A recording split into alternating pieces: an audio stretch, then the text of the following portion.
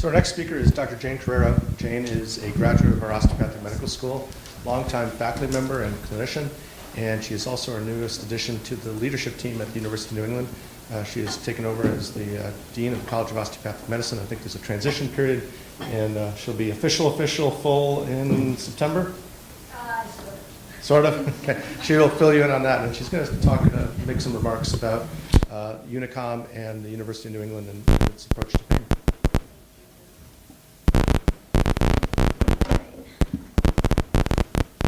Well, good afternoon, everyone, and welcome to the campus. I can promise you two things. First of all, that this will be the most unscientific lecture you've heard today. And second, that as I adhere closely to the philosophy of keeping it to less time than you've been given, it might be one of the shortest. So that's good for you. My practice is primarily children with chronic diseases, and really most of them have chronic pain. And often I begin seeing them when they're quite young, long before adolescence. They have their whole lives before them. And what I've learned is that if I'm not really very, very careful, without meaning to, I can create this perception in a child and in their family that their life is only going to be pain, that they are powerless and vulnerable, and that the pain is in control. And I think that's the same thing that happens in adults. I used to have a full spectrum age group practice, but I'm now more focused on children. I think that same process happens in adults with chronic pain. They soon they feel powerless, they feel vulnerable, they don't understand what's happening. And they often feel that the pain is in control because most of what we do, let's face it, very few things that we do completely eliminate the pain or cure pain. We mitigate it. We can improve it, we can help them, but it's never really completely gone.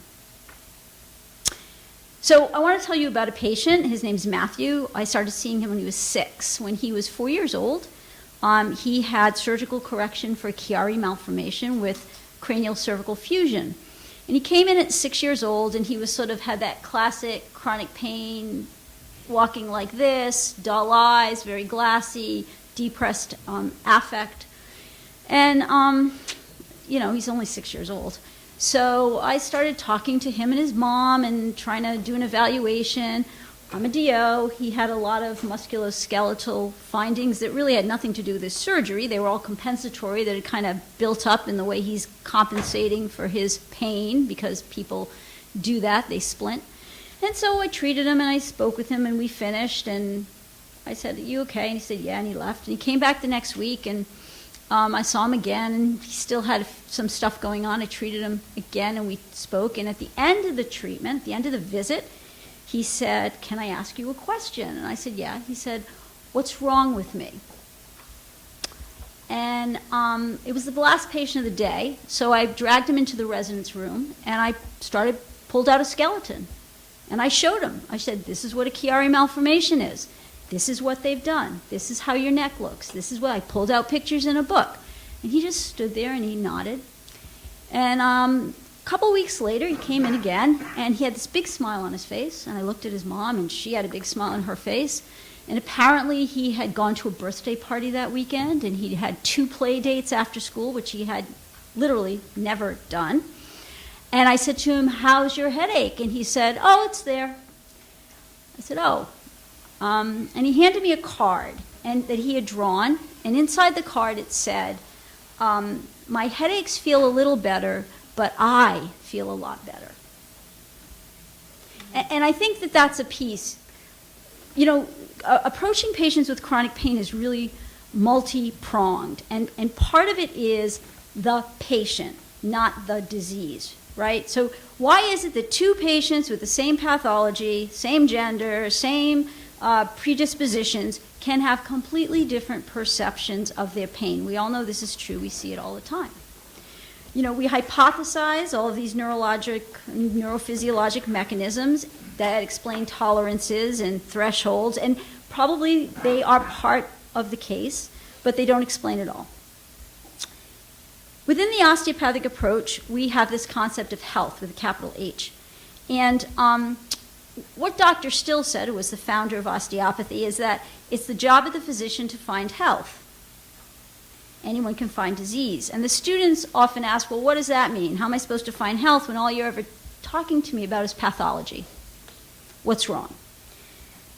The concept of health within the osteopathic framework, the way we think about it, is really this interrelationship of mind, body, and spirit.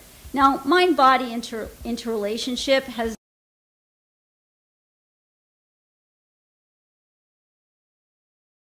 Spirit isn't about faith. Spirit is about what is that thing that makes you like get up and go, that gives you interest, that engages you in life, that engages you with other people. Dr. Mackey said something about social. It's that social thing, that human contact, that thing that makes you connect with others. That becomes a really important part of health care within the osteopathic concept.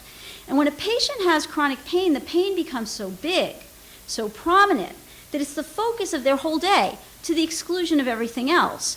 The concern that they pay to the pain can push out what's positive in their life. The family becomes concerned with the pain. The spouse concerns with the pain. The marriage is all about the pain, right? Relationships just start to get completely disrupted. As physicians, as healthcare providers, we need to be excellent diagnosticians. We need to know when to do a surgical intervention, when to needle something, when to use a pharmaceutical or manipulative procedure, when to recommend counseling or something else. But we need to do something more. We need to help the patient, first of all, understand what is wrong so they can recognize what is right, so they can rediscover what is healthy in their lives and what feeds their spirit. Knowledge is power. And helping patients to understand what is happening, the physiology, the biology, gives them a sense of control, and they often feel less vulnerable, even if they're only 6 years old. We talk about shared decision-making, and shared decision-making is a huge part of that. The concept of health can be viewed as a juncture where mind, body, and spirit, right, spirit, come together. And finding that place will often help a patient navigate and manage a very debilitating diagnosis, a chronic condition, chronic pain. But the ability often for a patient who has chronic pain or has a chronic diagnosis or a debilitating disease, the ability for the patient to recognize that place really depends upon communication. So here at UNE, we have really tried to create a curriculum that supports an individual's transformation from an eager yet often competitive student to an empathetic, compassionate, collaborative physician who can help a patient feel empowered to find this health. And it can't be, okay, I've done my history and physical, and now I've made my differential diagnosis, and now I'm going to sit here and tell you, you should go now and maybe you should do yoga. Maybe you should do this. It can't happen at the end. That empowerment has to be part of the whole process of the patient-physician interaction. So an important part of this transformative process that we're trying to put our students through is learning how to communicate verbally and non-verbally. It's not just the words you use, it's how you use them and what you do with your physical exam when you touch patients. Gathering information and conveying empathy, right, through dialogue and through touch is really critical to the osteopathic practice of medicine. It always has been, regardless of one's specialty. And really, it's critical to the practice of medicine, period. Our curriculum is filled with biomedical and clinical sciences, physician skills, manipulative medicine. All those things are needed by physicians, but the content is delivered and experienced by the student in a way that we hope promotes empathy and professionalism and collaboration. So from day one, the student is asked, actually placed, in the shoes of the patient. So the gross anatomy course is completely embedded in the clinical skills course. It's a year-long process. And the cadaver that people dissect, that's the donor, because they are the donor. They've donated. And the donor is the student's first patient, because they are. The donor has given the student the ability to gather nonverbal information and to make a diagnosis. So during this year-long process, as students are going through the dissection and learning their clinical skills, we're always trying to bring it back to how would this patient have been affected? How would that pathology have affected the patient? How would they have presented? What could you have done? What would you have found on physical exam? And because pain is such a pervasive problem, we very, very often use it as the chief complaint to shepherd the students through this content. So for example, the students that were sitting in the room today listening to the presentation, the patient presentation that they were given today was a patient with shoulder pain, and they are in the lab right now dissecting the shoulder. And as they're dissecting the shoulder, all the donors have different pathologies. Some shoulders look normal, some shoulders have bone spurs, some shoulders have nerves that are all encased in fascia, some shoulders have rotator cuffs that are ruptured. And as they're dissecting it, the anatomists and the docs, because we have docs down there as well, are walking around saying, how do you think that would have presented? It's day one. What questions could you have asked that patient that would have helped you to understand this was wrong? How do you think this would have affected this patient's life? What do you think you could have done to have helped them? It's day one. They don't know anything, right? What do you think you could have done to have helped them? Those kinds of questions to sort of trigger the students to think about things from the perspective of the patient. And yes, we use chief complaints like shortness of breath and cough and vomiting and fever and fatigue, but pain really accompanies so many clinical presentations that it's just interwoven within the curriculum. Throughout the 2 years prior to clerkships, the students also have multiple encounters with standardized patients who are trained to give them feedback in the tone and quality of questions that they ask. Okay, quality, tone. Did you ask that question in a way that made me feel like empowered, that I could answer it? Or did you ask that question in a way that intimidated me, that made me feel like you were judging me? They also give them feedback on the quality of their touch. Did you touch me in a way that was respectful? Did you ask permission? Verbally or non-verbally, did you ask permission? Or did you just start poking on my back? Did you tell me what you were going to do before you did it?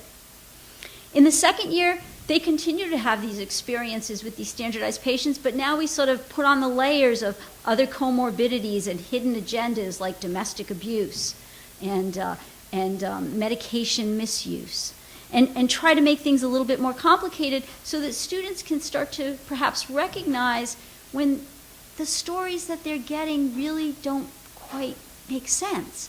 And they need to stop and think, is there something else going on? Maybe this person with back pain, maybe the problem is their husband's beating them up every day. And that's why they keep coming in with back pain. At the end of year one, the students are actually assigned to a pain clinic. So all during the second year, they are in a pain clinic. And the pain clinic has patients of all ages, children to elder. And in that pain clinic, the students get exposed to how a 8-year-old with migraine headaches presents versus a 56-year-old with migraine headaches presents. And they learn how to talk to those patients differently, how to explain the process that's going on, the biology, the neurophysiology, to give those patients knowledge and power over what's happening in them, and how to do a physical exam, how to do osteopathic manipulation, because we're an osteopathic school, so that's a really important component of everything. And while they're learning how to ask questions and perform physical exams, the preceptors are constantly trying to weave this idea of mind-body-spirit concept and empowering the patient into the process, so the students sort of learn how to do that right from the start. It becomes part of who they are as a physician. The management of chronic conditions, such as chronic pain, it can become so big, so all-encompassing for the doc, for the healthcare provider, for the patient, that there's little room in the patient's life for anything else. And the things that feed their spirit, right, that bring them enrichment, joy, meaning, can inadvertently be pushed out.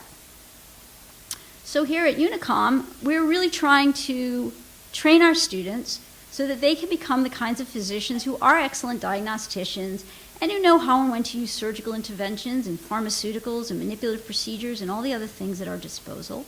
But we really, really want them to do something else. We want them to become the kind of physicians who can empower their patients to find health and empower their patients to find and pursue the things that feed their spirit, so that every patient has the opportunity to live their life to the fullest, regardless of the diagnosis, regardless of the code that we use, regardless of the tag that we put on them. Thank you.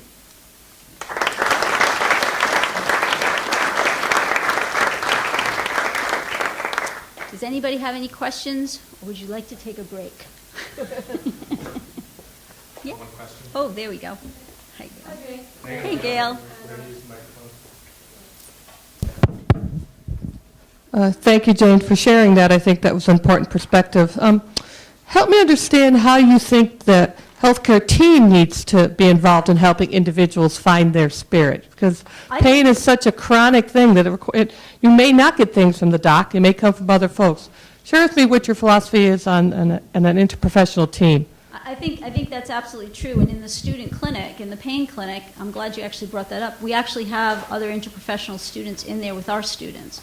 So we do have an interprofessional education curriculum that happens here at UNE that involves the other professional colleges. And in the pain clinic, we have students that come as well. We'd like to expand that and make more opportunities. But having them actually work together with those patients is incredibly important. Personally, in my practice, the idea of interprofessional experiences sort of I don't get, because I'm constantly working with the teachers, the counselors, the social workers, the physical therapists, the occupational therapists, the person who's doing hippotherapy, because that's the only thing that gives the child relief is to sit on a horse and ride it. All these things, we all have to work together, and we're all working not just on the patient, but a lot of times on the family, because especially when you're dealing with children, there's a lot of other layers going on with the siblings who feel guilty or feel responsible, with the parents who are wondering what's going to happen to this child when they grow up. And so that you're dealing with a lot of other issues. So the healthcare team is really, really important. It's vital. Any other questions?